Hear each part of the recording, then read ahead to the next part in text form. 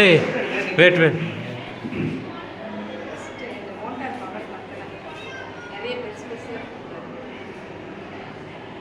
ஒரு தடவை சுத்திச்சுன்னா அதுதான் இந்த வெளிலவே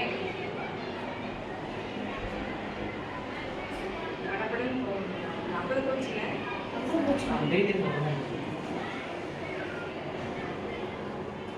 நல்லா சின்னதா இது ஆன் பண்ணி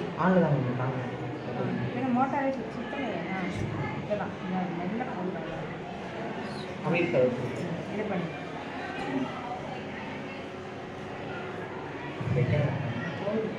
இல்லை ஒன்று தான் இருக்குது. அது இந்த மோட்டாரோட பவர் பத்தலை சார்.